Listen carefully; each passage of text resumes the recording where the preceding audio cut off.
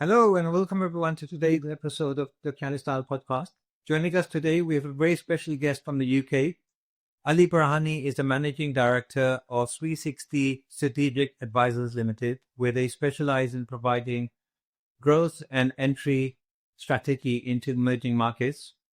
Ali is also a prolific writer and writes on Substack under Future Ali. I'll definitely leave a link to that in our show notes, and I really highly recommend you take some time out, get a feel of him, maybe check out some of his recent articles. I'm sure you'll be very impressed, as I certainly was. Ali provides advice and consultancy to some of the leading blue chip companies, families, and future-looking boardrooms. And Ali is also the co-founder, co-host of an excellent podcast called BRI Dialogues, which focuses on China's BRI initiative. So, Ali, thank you so much for joining us today. It's a pleasure to be with you. Thank you for having me on your program and look forward to our conversation. Thank you, Ali. Ali, I was thinking we might, because I'm on holidays, I thought we might be able to interview you while I'm in the UK, but at the moment I'm in Pakistan. And while I'm here, we've had so many floods, we've had earthquakes, we've had volcano eruptions, so it's all going off over at the moment. Well, I'm happy to see you in great health and beaming with energy with those beautiful frames in the background, and make you come back safe. And I think that I read long time ago, if God has a purpose for you, He will keep you safe. So if you have survived the earthquakes, floods, and everything else, may it continue in that way. Thank you so much. Thank you, Ali, I was looking into your Substack recently, and your most recent article, Wag the Dog, is such an interesting read into the current affairs that are going on in West Asia. And maybe we can use that like as a guide to forward our discussion today. So can we start with what's happened in Doha with the attacks, the attacks from Israel? How do you see that? And do you see that coming? I don't think anybody saw that coming, particularly in nation states, city states such as Qatar. Qatar has been instrumental, at least in this particular conflict, as a trusted negotiator or as a hub and as a platform where everybody could converge. The irony to all of this is that Qatar was carrying the invitation and the terms recommended by President Trump to the Palestinian delegation to negotiate and Hamas representatives. But once again, this follows the same pattern of Iran on June 16th, when Friday the 13th, on June 13th and Friday, where the Sunday after, Steve Witkoff was scheduled to meet with the Iranian delegation in Oman, in Muscat. So the key question here is not only, wow, did anybody see this coming? No, because nobody saw that coming as well in Iran as well, that openly and that brazenly. I think the bigger picture here is what next? Who's next? And is there any residues of trust left in the value of negotiation? Because if you move from, the idea that who saw this coming, who saw this not coming, mediation and negotiation is leading to termination. And this is a very slippery path, and that's, I don't think would bode well even for the negotiations with Russia. So tomorrow morning, if a Russian delegation has to meet with American representatives in a third country and Steve Witkoff is at the center of it, you fool me once, shame on you. You fool me twice, shame on me. You fool me three times at a global level, shame on who, So, and I think it changes the calculus within the GCC at large, which I'm happy to weave into and stop here and listen to you. I often say that one of the most doomed job in the world would be to be a peace negotiator with Israel. As an individual, there's not talk so many excellent peace negotiators that are working so hard to bring stability and peace back into the region. But now we even have countries that are trying to mediate, countries like Qatar, with such heavy investment into the West, strategically, but also commercially, and a huge American base in Qatar. Despite all of that, there's no safety and security. And I'm wondering, in your opinion, how are the other GCC nations looking into this? Do you think privately they're concerned that they might be next, or do you think that they think they're gleeful? How do you think other countries in the region are looking into this? Well, I guess the discussions within the Majlis and the tents and the gatherings of the different capitals is very different. I don't think you could find a pattern among all of them. You have to remember that Qatar was outcasted during the boycotts by Saudi Arabia and UAE. Yes. So will there be some glee in some circles within those two countries? Maybe that, oh, look at them with all of their investment, they didn't get a protection, or they would not even notify. The sentiment may be very different in Kuwait and in Oman, because they're a bit more pragmatic, a little bit more, in a different way, at least. In Bahrain, I'm sure they are as well, more aligned with Saudi Arabia. I think that the bigger question is, how do they feel about this absolute folding of the security umbrella, or the sense of it? Because with hundreds of billions of dollars invested in this relationship, it was, a month ago when Qatar donated a $400 million jumbo jet, a palace in the skies, to President Trump. And to say that the United States didn't see this 15 jets coming is a bit too rich for any analyst. To say none of those airspaces were used for access, it's a bit beyond imagination of anybody who knows what's in air refueling. And if, as I wrote in my piece on September 9th and on Futurely, either United States kept Qatar in the dark, not informed in advance, or chose to allow this act of aggression to happen. There is no good twist into this for United States image. And I think Abu Dhabi and Riyadh should sit straight and say, where are we? What geography are we in?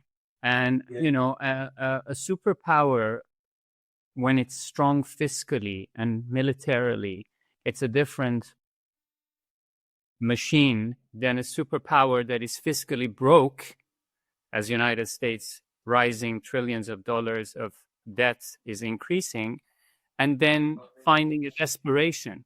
And I believe, Tafhim, that there is a major risk that many of these sovereign wealth funds, and in particular, as crazy as that may sound, Saudi Arabia and Qatar may, in the next few months and 12 to 18 months, because of the desperation of finances and capital, and sitting at the intersection of oil and gas-rich plateaus in Arabian Peninsula, find themselves as very easy prey based on two narratives. From Wednesday till now, Qatar has been openly in some media in Israel and other places, and even, some Western channels, they were the sponsors of Hamas and they supported Hamas all these years, as like a code for justification. And still there are talks where, there are talks about confiscation of Saudi assets because of September 11th. So if I were in any of those capitals, I would sit straight and think strategically, what are my recourses and options for any defense, for that matter, when I have the Trojan horses of 10,000, 20,000, all of these troops, and all of my military kits neither were notified nor effective, and also have a kill switch that all of my airplanes can be grounded, and not even talking about the tech. So I think between glee and approval and, oh, it's a bad thing. The bigger question is, what does all of this mean for us, where we are at this juncture of a fatigued, broke superpower? Yes. What I find unbelievable at this juncture is that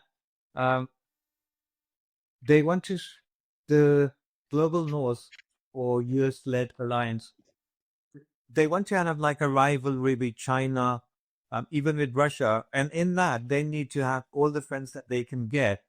How are they able to allow a country, a small little country like Israel, that's now attacked 7 or 8 countries in the region, completely without any justification, without any international legal backing of anything that they're doing, and yet the West is constantly just trying to bend over backwards, trying to justify what Israel is doing, and in doing so are losing their credibility, their trust in the global community, when they need the global community probably more than ever if they're going to stand up to emerging powers like China, Russia, the global South. How are they allowing to do this? How are they allowing Israel to dictate the foreign policy of the West? I don't think this is anything new, Tatim. I think the only difference is that the packaging has come off. The ribbon has been loosened, and the dance of 7 veils has arrived to its 7th veil coming off. I don't think at any point there was a big concern about what the world thinks. Because if you look at the past history of since 2000, Iraq, Syria, Lebanon, Yemen, I mean, there are talks even today, sadly, as mad as that may sound, that the next theaters may be Turkey, Egypt, and Pakistan. And one just sits there and holds his head or her head and says, where's this going? What is the end game here? And I sincerely don't believe that there is so much of doubt in the global majority, or the global South for that matter, among the BRICS SEO members, that the intentions are benign in any form, shape, or fashion. So this is a lot about trade corridors. This is a lot about energy access. This is a lot about replenishing the empty coffers of Western capitals. I mean, 5 prime ministers in France in just 2 years. It's not, I mean, this was a joke about, Lebanon and many years ago that, there was a revolving door. But I think the bigger picture is here. Is the United States acting with no agency towards Israel? Or is Israel wagging the dog, as I wrote? The key question here is, which one is acting as the other's Wagner group? Because the flow and the pace and the rhythm and the ferocity, I mean, Tunisia, Qatar, Gaza, Yemen, the world is perplexed as to which hit and which strike to follow. I think the biggest concern here for GCC should also be the technology realm. The use of technology, the use of companies such as Palantir and others. Yes, you invest, but if these two partners have had a history of sometimes undermining one another for their own strategic interests. I'm talking about United States and Israel. What makes you think that you are not game? What makes you think that you are immune? I remember there was a report on Fox News in 2001 about 2 Israeli companies, Amdocs and Converse Infosys, who were at the center of, compromising pagers and phones of FBI and CIA. So if that is something that was as a reported by Fox at the time, Fox News, what makes the GCC think that they are not in the same line of shooting or compromise? And in all sincerity, if United States wants to swallow Qatar and add its, gas reserves to its shale gas capacity and claim a 40% global market share, will China sit and watch, Tafhim? Because, 20 million barrels of oil per day and, hundreds of millions of LNG pass through Strait of Hormuz. I think this is far bigger than, Sana'a did this and, Tehran's nuclear program. Either the Iranians are so stupid, which defies the, concentration of this case, that it's taken them 30 years to build a nuclear capacity, or this is just a ruse because it's about the northern-southern corridor of connecting Chabahar and, Gwadar port and all of the intra-connectivity within the Eurasia and the heartland. Hey there. I hope you're enjoying this episode. Let me just take a moment to introduce our sponsors for today. This episode is kindly being sponsored by the Worldwide Listings Company Limited, or WLC for short. WLC is a complete A to Z Amazon account management service. So if you're looking to start an e-commerce business, or you already have a business that you want to take to the next level, then get in touch and WLC will be able to help. Just for transparency purposes, let me also mention that WLC is a company that I personally created and am a director of. So when you get in touch with WLC, you will be speaking with directly myself or my team, and we very much look forward to speaking with you to see how we can serve your needs. Thank you. And with that said, let's get back to the episode. Yes, all right. Talking about how you mentioned that there are talks that Israel might go after Turkey or Egypt or even Pakistan next.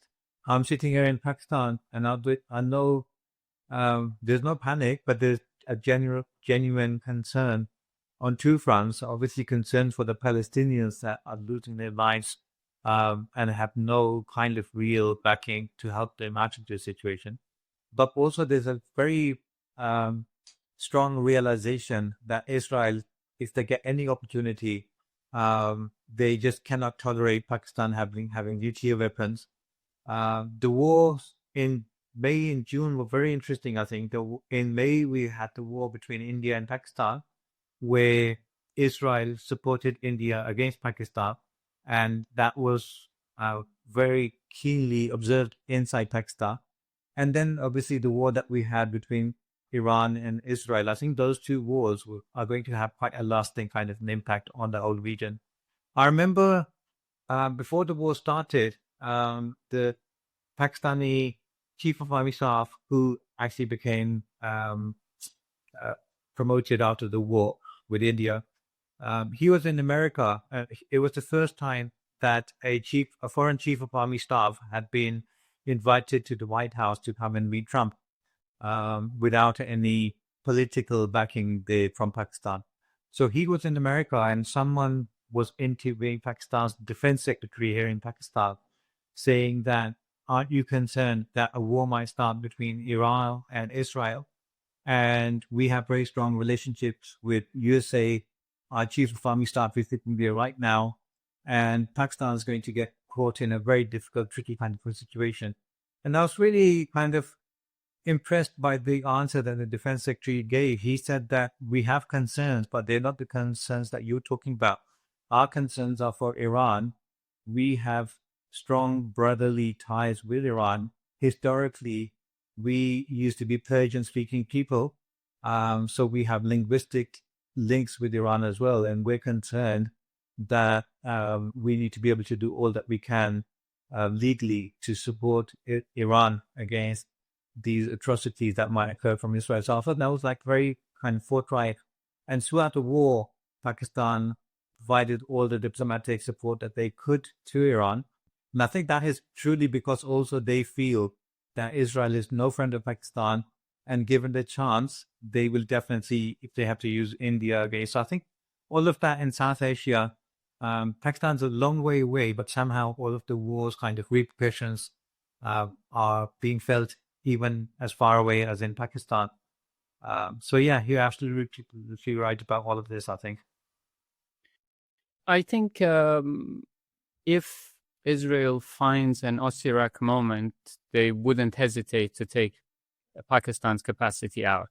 That is, I don't think it's openly discussed, but I am sure there have been scenarios to say, if we get the chance, how we get the chance, when would that come?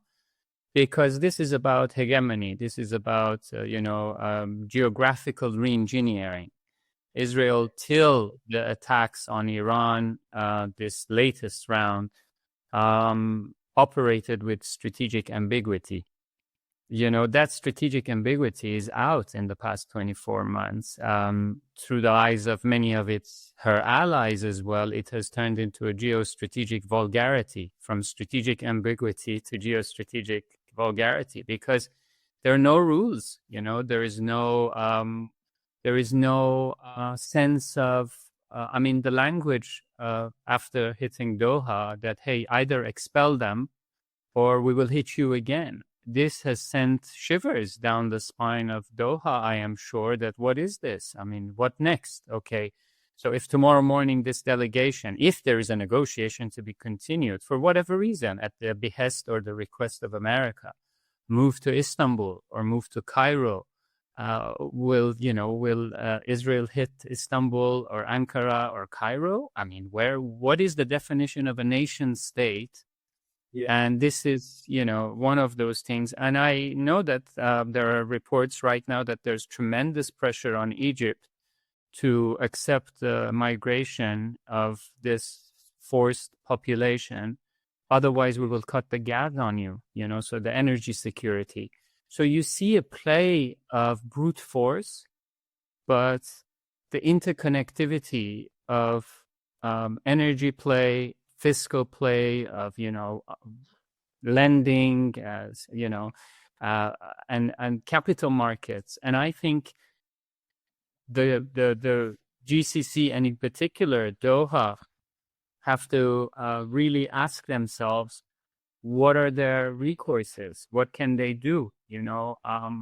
And if none of this sovereign wealth fund has brought you any protection, what will? And I think many of them will have a rude awakening in the coming weeks and months, in terms of either you conform, even to a greater extent, or you capitulate. I don't think there is much into it. So true. I found it interesting in your Substack article. You had this line saying that Doha is forced to now to look into its relationship with USA. Is it a strategic relationship, or is it like a rental relationship where they just renting out the land to USA? I think that's so true. No, I think, Qatar hasn't shied away from investing heavily. In Grosvenor Square, as I wrote in my Substack post, they have invested right across from the offices of Allied Forces in Mayfair, in Grosvenor Square, and the old American embassy. I think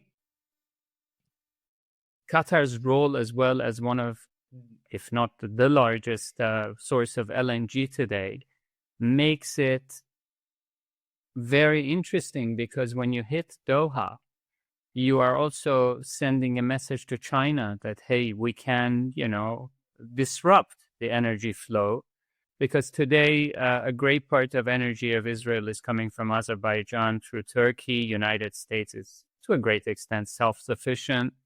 So these are just, more, I would say, messages of power play on the bigger chessboard. The key question here is, if the scenario leads into a full-out fledged war with Iran, and a second or the third strike, for that matter, in the coming weeks and months, where would the GCC find themselves after having been hit in Doha? Will they again just allow their airspace as well, and infrastructure and assets, to be utilized in a full-fledged war with Iran? Will they be a bit more? Jordan nobody's talking about it. What is Jordan's position now? There's one thing to stop Iranian salvo of missiles towards Israel. There's another thing as the Hashemite kingdom to open the airspace for, airplanes to go and hit Doha. And, Jordan is a recipient of aid from GCC. Without money from GCC, Jordan cannot function and operate. So there's so many pieces and sides of this Rubik cube, in my opinion, Tafhim. And every time there's a little bit of semblance of fixing it, of one side or two sides, you see that with brute force, it is changed. Yes, all right. Ali, we'll talk about the role of China in a minute, but before we go there, I'm still curious to understand how do you see Russia-Iran relationship, especially in light of that conflict, the war that happened between Iran and Israel? There's two kinds of views that came out. One was quite critical of Russia, that did kind of support Iran as much as maybe Iran wanted, or as much as Iran has been supporting Russia against Ukraine. And then there was obviously another view that there was no possibility for Russia to come out openly in support of Iran. But prior to the war and leading up to the war, they provided enough kind of support and infrastructure to Iran to sustain any attack. How do you see this relationship between Iran and Russia, especially in light of this 12-day war? I think Iran and Russia have a love and hate relationship that is, centuries old. If you look at the partition or the sharing of Caspian Sea before the revolution, it was 50-50. There was a Soviet Union at the top and an empire of Persia and Iran at the bottom. Many of these new Caucasus states were in parts of, historical Iran, not thousands of years ago, even 120 years ago from Azerbaijan and the rest. So I think they both find themselves in a very precarious position at the moment, because one is in an open conflict and war with Ukraine, fully deployed on the Eastern Front, one being attacked from north through Azerbaijan and Caspian Sea and by superpowers such as the United States and Israel. Then you have this Zangezur, which is the Valley of the Bells, which was the corridor, or the, as it's called, new Trump international, route for prosperity and trade. So historically, they've had their own tango. But over the years, you're right, they've come much closer to one another, to the point that they signed a strategic partnership agreement. But Iranians opted out of the military clause in that relationship.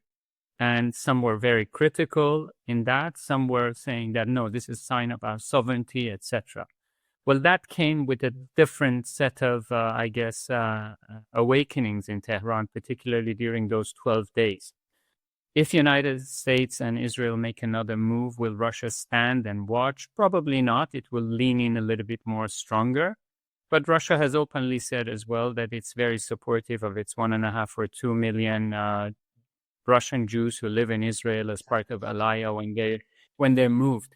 But I think finding an American corridor for 99 years under the belly of Russia and above the head of Iran brings Russia and Iran closer together in the context of Azerbaijan, Armenia. Iranians are already in discussions with both Russia and China for reinforcing their assets. But as I said on my call with Taihei Institute just a week ago, this is not like you can plug and play. This is going to take time, etc. Yes. So the reality is that the SEO meeting, the Shanghai meeting, the celebrations for the victory in Beijing, all, I think, like a dough that you blend and perhaps beaten up, there is more cohesion in this part of the world. How will that translate into effective, meaningful remedies? I don't know. And Russia as well is still going full-fledged to bring the military results, because Russia is as well wondering, Tafhim, what is the use of negotiations? Because, anybody who sits at the table either gets perished or gets whacked. So I think they're trying to win the war on the battlefield, as ugly as that may be for all the young men on both sides and mothers on both sides. And I think Iran has well learned during the 8 years of Iran-Iraq war that it cannot rely on anybody. That was the whole doctrine behind the development of the missile defense. So that's where I think the relationship between those two is. Very true, Ali, because I think Iran does have this very strong sense of having its own independent policy, not based on the West or the East, and having their own autonomous, independent policy, which is very good. But then that kind of creates some kind of awkward moments between China, Russia, and Iran at times. But I think strategically, these three countries are so dependent on each other in many ways for the future because of the North-South corridor that you mentioned, where Russia wants access through Chabahar port, through Gwadar port. Also, Russia, for such a long time, has been trying to gain access to warm waters. So these things, despite everything, when push comes to shove, I just can't see how Russia would let Iran fall. Short of that, it would probably I line on lots of things. I agree with you, and I don't think I always bring this up that a lot of people overlook the fact that Russia would never allow Iran to become a nuclear power under its belly. So one of the best guarantors for Iran never becoming a nuclear power is Russia, because Russia wouldn't tolerate a China, a North Korea, and then an Iran under its belly, which Iran's allegiance could change again back to a Western state-oriented nuclear power under its belly. At the same time, I think, Iran is being heavily by the European E3 punished for its position and posturing in war with Ukraine and Russia, and the support with the drones and, giving that edge to Russia. But Iran has been, funny enough, a giving nation despite all of its handicaps and image. When Doha went under blockade, Iran was the first to step up and support with food, water, and access to Doha during that period. And, it's ironic to see that a nation that was in a war of attrition for 8 years with the rest of the world, and, from Donald Rumsfeld, the Germans, the Mirage, and the Russian assets.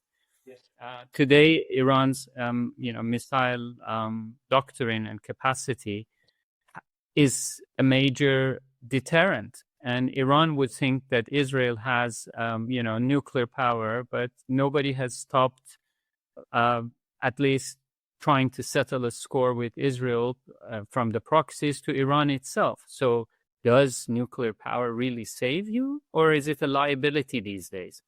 And if the missiles doctrine of Iran is on the table, I think it will be a major deal breaker for any negotiations, because without missiles, Iran doesn't have any cover. As much as, during these 12 days of war, as I said the other day, there was this old song by Doobie Brothers, "Without love, where would you be now?" And I said, without THAAD, the terminal high altitude area defense, where would you be now? 20% of THAAD capacity was used, Tafhim, in 12 days to protect Israel. Of total American THAAD missiles, 20% in 12 days. That means in 2 months, the United States will be out of any THAADs around the world, even if it was to deploy all of those assets in Israel. Amazing. Ali, I wanted to bring China into the conversation. You've mentioned Chinese kind of sensitivities, and also the emerging multipolar world order and all of that. So to do that, can we talk about the recent SEO conference that took place, and maybe we can then link that up to what's going on in West Asia?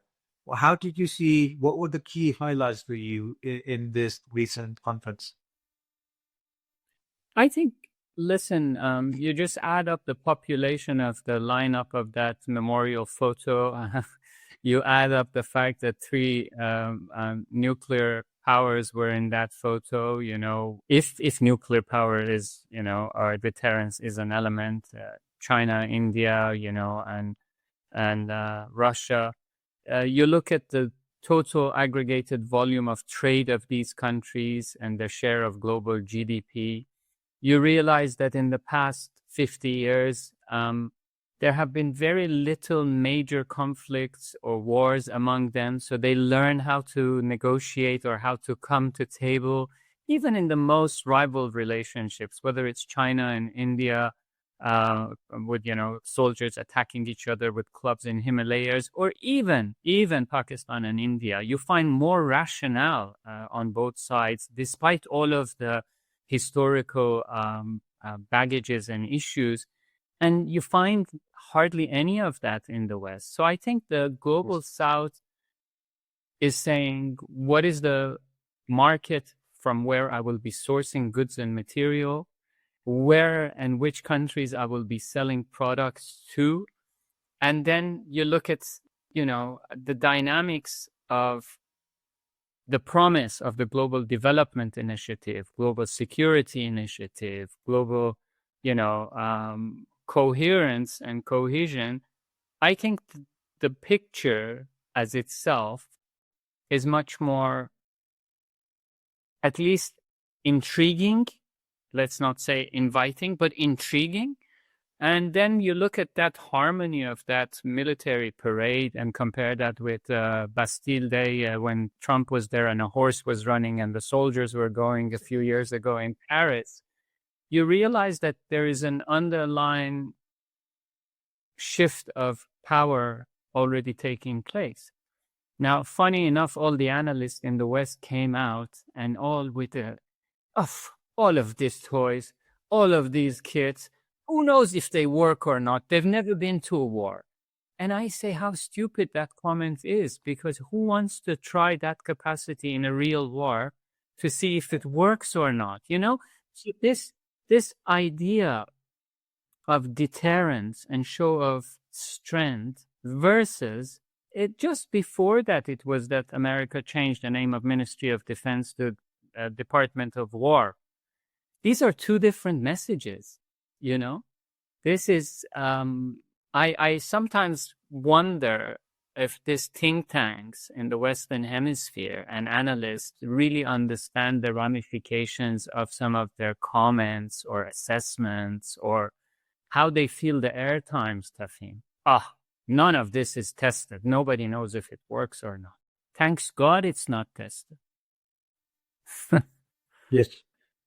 I often wonder, with this war between Russia and Ukraine, I think that has escalated the growth of BRICS, Global South, to maybe it wouldn't have grown as fast as it has, and because of the backdrop of this war that's going on in kind of between Russia and Ukraine, which has been very good for BRICS in a way to bring BRICS countries together, the Global South.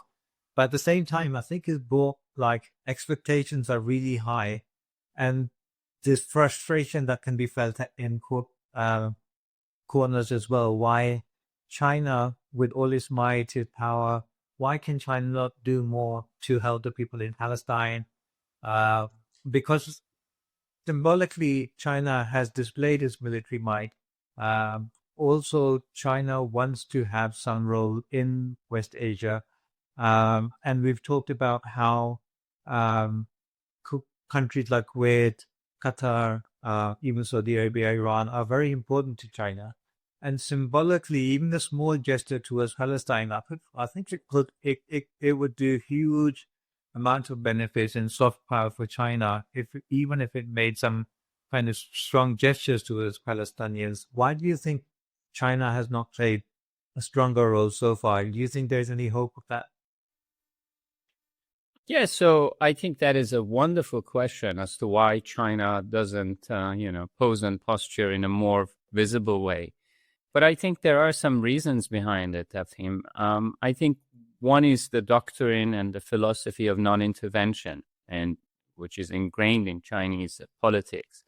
And, becoming a second largest economy by some counts and the first by many very soon, not that far.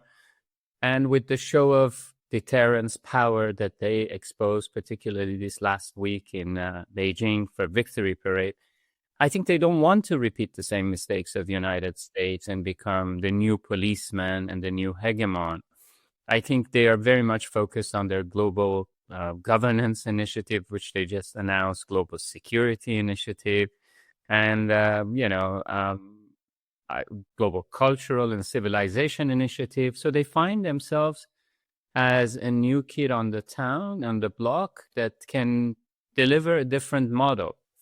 Does it mean that they don't care about what's happening? Definitely not. But what is the next? If the United States starts similar approaches of the 70s and 80s and the drug wars in Venezuela or in other places in Latin America, where they have heavily invested, by the way, through the extension of BRI, from Peru to other places, what are they going to do?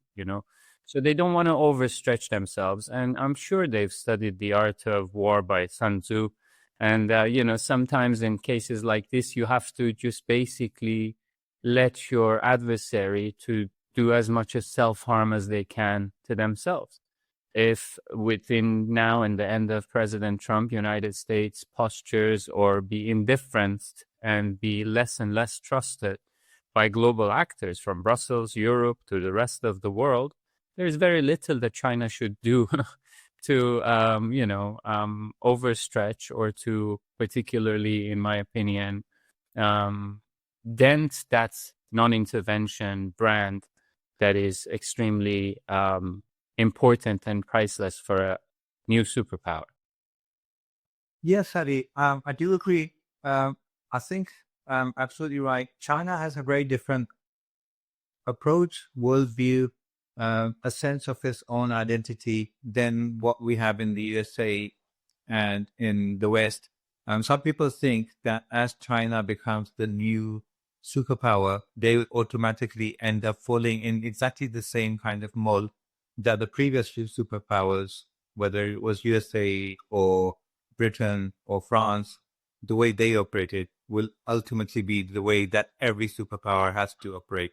But I think up until now, China has proven it went wrong on that, and China is carving its own path with its own identity. And I think it has a lot of benefits, a lot of strengths.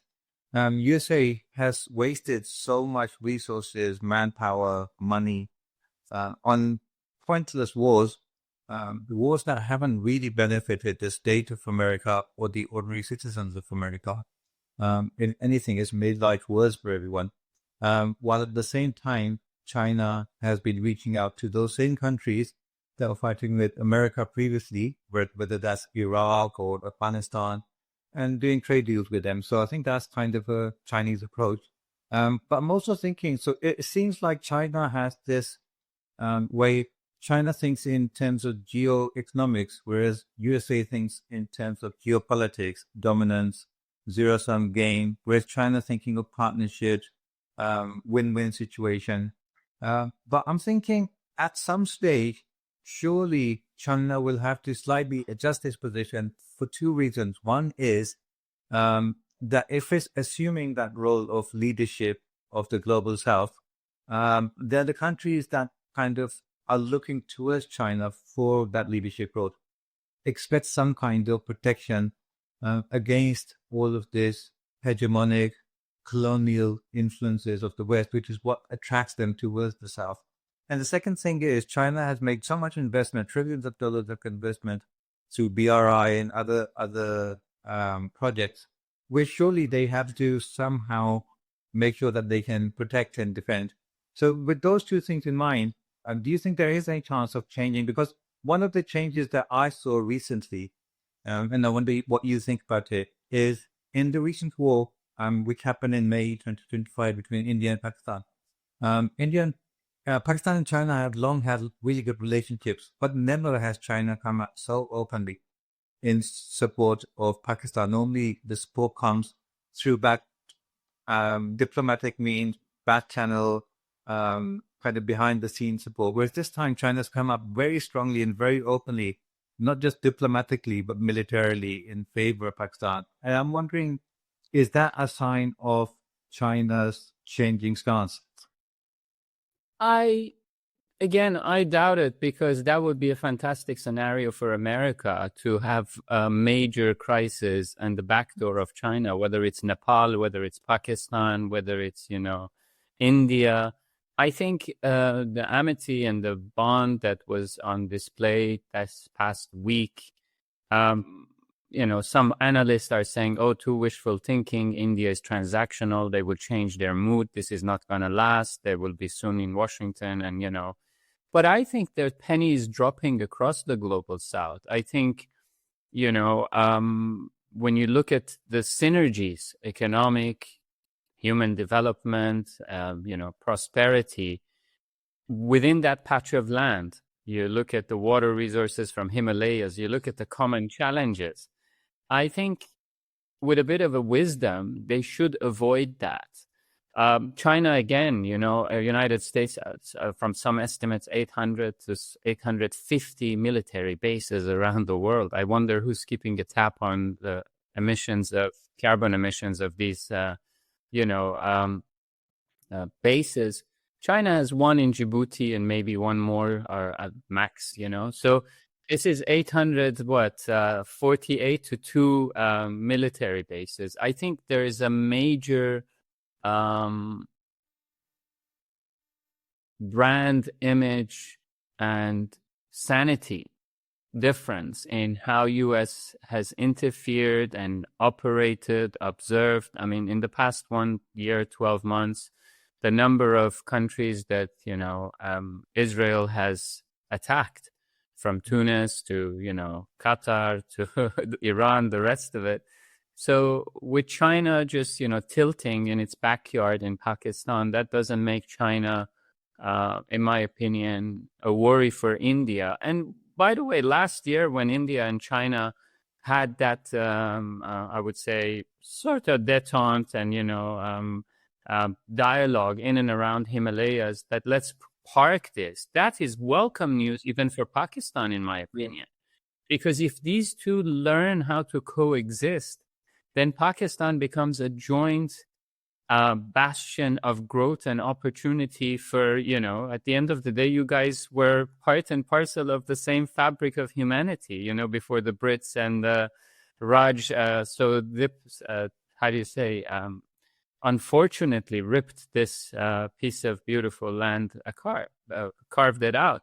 So I don't think so. I think there is that awareness that, I wrote on Futurely Funny, you asked that recently, a piece that I said, United States is behaving like a bouncer at the disco door at United Nations. And it's time to move even UN from New York, because you need a neutral ground. And my argument was that even Switzerland doesn't make the cut, because Switzerland has left its neutrality and it should move to the east. And I was scratching my head and I said, okay, where should it go? Shanghai may be too spicy at the moment. Islamabad doesn't have necessarily now at the moment the infrastructure yet. Beijing is, forget about it. Why not Singapore? So why not have, UN? Or somewhere, yeah. I mean, Singapore, it should move towards where the gravity is and people don't feel, but what is the deal? Tomorrow morning, United States doesn't feel like allowing a delegation from Pakistan and, UN delegation from China to come in. We need a new architecture and new thinking, in my opinion. It's so true. I do think this very strong hold that the USA has on institutions like United Nations, the World Bank, it kind of delegitimizes these institutions and is causing so much kind of uncertainty around the world, which is why people are looking to see if in the future there's going to be something to replace these things. But we don't necessarily have to replace them. We can, if the will was there, we could improve these existing bodies to make them more representative and make them more neutral. As you say, I think that's really true. How do you see, looking at like the relationship between China and USA, in the short term with the Trump presidency, but in the longer term, state to state, do you see more conflict coming up? Do you see more partnership coming up? And I'm especially also thinking of the future of Taiwan and how that kind of plays within the two countries, because there's quite often talks of whether China is going to invade Taiwan in the next 2 or 3 years. Personally, I don't think that's going to happen, but I'd like to know your thoughts about it. But how do you see the relationship of these two countries progressing? Because I think that's going to play a huge role in world politics. That is something that I guess is now being very much questioned on two fronts. One was that at the time of Obama, there was this pivot to Asia and Indo-Pacific partnership and Quad, and we're going to go and we're going to contain China, and we're going to really, put more bases in and around Asia Pacific that China never thinks or bothers to even dream about doing anything with Taiwan. But things have changed since then, because COVID taught us what is the significance of global supply chains, how much of dependence there is in upstream, midstream, and even in PPE, personal protective equipment that the nurses and doctors were using, So I think the chicken has come home to roost about the capacities, and as you rightly said a few minutes ago, about how much was wasted on wars and on adventures. United States is in a very precarious position fiscally and financially. Not that their largest companies are not there. I mean, Google, Alphabet, I don't know, NVIDIA. But from a state point of view, United States is a bankrupt hegemon at the moment. The challenge is that this bankruptcy is expanding to the character and to the credibility of United States as an impartial negotiator, as an impartial actor. So it's not just a fiscal thing. When you have a counterparty who has good character, you can perhaps pay more. The other realization, and another piece I've written about, is that the treasury bonds that the entire world bought, a great part of that was deployed towards the forever wars and financing those wars, So the world has in some way paid for these global wars and conflict. So the world has woken up that, hey, it's horrible for the environment. It's horrible for all of us. Maybe we should do something differently. United States is also now showing signs that it shoots the boats in its own backwaters, talking about continental dominance, going back a bit, flirting between a Monroe Doctrine and saying, I want American continent and I want to focus on the largest minerals of rare earths in Latin America, because they have woken up and realized that they cannot lock horns with China, because China said, okay, you want to play tough. You don't give me the chips. I don't give you the rare earths and the rare minerals. And hey, by the way, I'm applying some of your own sanction control lists. I want to know who's the end user, which in this case, a great part of it goes to sensitive industries, defense, etc. On the other side, China is accelerating and turbocharging its chip and semiconductor manufacturing capacity. And the key question that I have been busy with is that the morning that China breaks through, and has a BYD, but this time in semiconductors with Huawei, with, ZTE and others, and with some of the other foundries that they are trying to develop, that changes the whole game. If China breaks through and starts eating a bit of the lunch of NVIDIA, I mean, okay, not exactly to the level that, ASML and other Dutch manufacturers in lithography, capacities are there, but catches up, then Taiwan becomes a real estate issue, not a technology issue, and that is something that, tomorrow morning, if you go and try to separate the United States from Alaska, they will posture, they will, position. Issue of Taiwan is non-negotiable from a pride and honor point of view for China. If United States goes back to that ambiguity and, one country, two systems, nothing is going to happen. If they play hardball, I think China will close the gap technologically first, then tighten the grip on rare earths, then make a move. Because the reality is that even if you start, as America is so getting excited now to plow and to take control of rare earth minerals in Latin America, that is a 15 to 20-year process. These are not like, you open a mine and you start it, and it's environmentally very, very taxing. So part of it is, in my opinion, noise. Part of it is, of course, there are people who would dream and have wet dreams of a war with China because, the military industrial complex, the financial industrial complex. But there's a Persian proverb that says, I apologize, but it's funny. They say you have never pissed on a hard surface and on a hard wall because it will splash back at you. So I think there is that realization that, we shouldn't do that in certain wiser corridors of United States think tanks and politics and, wiser heads that are still around. I hope a few are left. Yeah.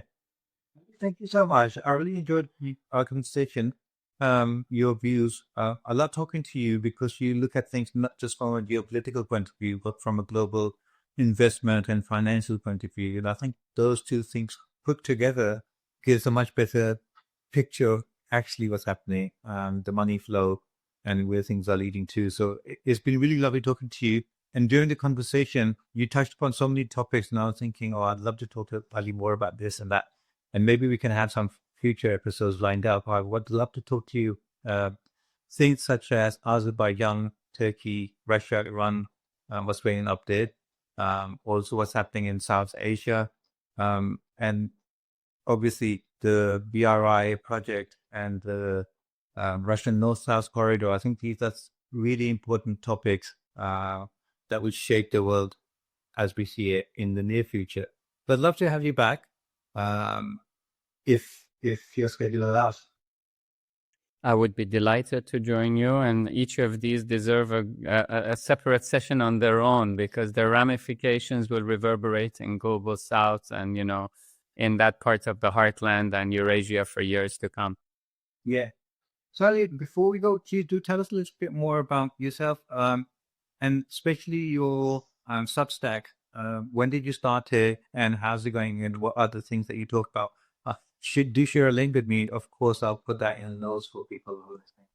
Sure. Thank you for that. No, I felt that there is this pattern in my thinking and analysis, which was validated by some of my mentors, advisory board members, and also some of the clients that for whatever reason, God bless the perhaps contrarian edge that you said, I talk about things and then in a year and a half or 2 years or 6 months time, it happens.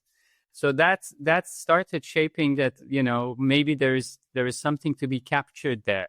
And I set up this Substack called Futurely, as future early, but with one E in the middle. And the motto of the Substack platform is forget the events and focus on the trends. Because the undercurrents that affect the boardrooms, that CEOs are grappling with are not in the headlines of what Bloomberg is saying to you today, but to cancel the noise, to peel it off, to go a layer below. If you're a family office and second or third generation in this climate, in a multipolar world that is being, born, you have to change your optics. You cannot continue with the same narrative. So I write about the intersection of geopolitics.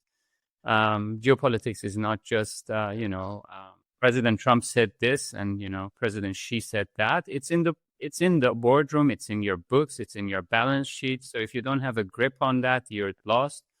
And the geopolitics is affecting the geoeconomics and geostrategy.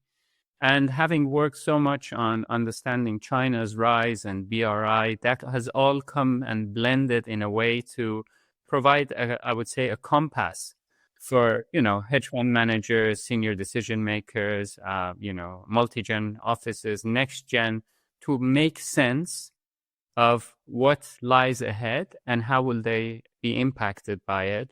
And I would like to see some of your, followers and diehard fans coming and reading and sharing their thoughts. So yeah, Futurely on Substack, and thank you for bringing it up, Tafseen.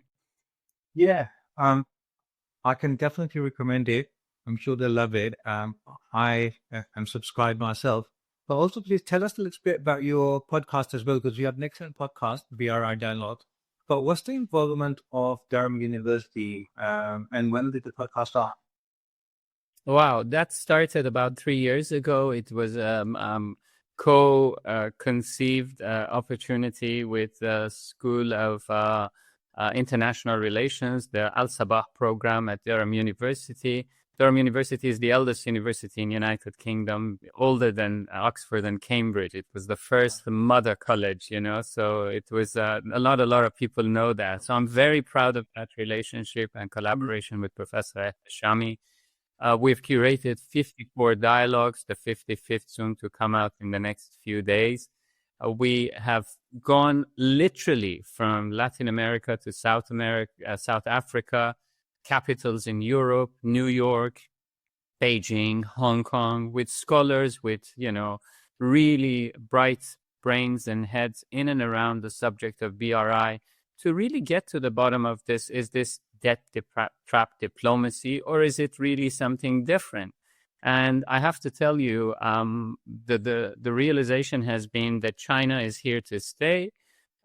And the conversations go from, you know, people in universities, CEOs, some of the largest developers of, you know, infrastructure and real estate in China, all the way to the expert and supply chains and, you know, in United States.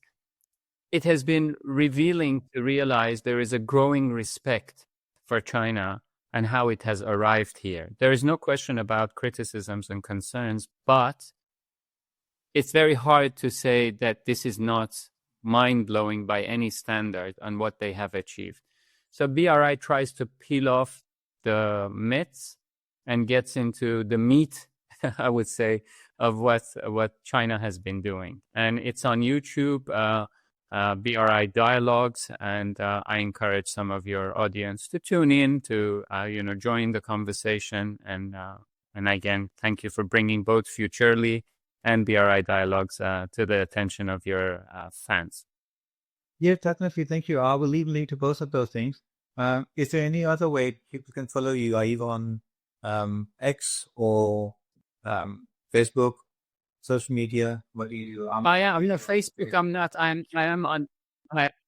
Thank you. I am on LinkedIn. Of course, I'm sure that once they see the photos, they can recognize my face. I am on X, on Twitter, and I will share with you the handle on that as well. And Substack, of course. And my personal website is aliborhani.com, which they can learn more about me. That makes it much easier. Brilliant. Thank you so much, Ali. Thank you. I really enjoyed this conversation. Thank you again for your time. And I look forward to our next conversation. Have a lovely day. Thank you, Tafhim. I wish you a pleasant stay and safe return home, and hope to see you soon. Yeah, thank you very much.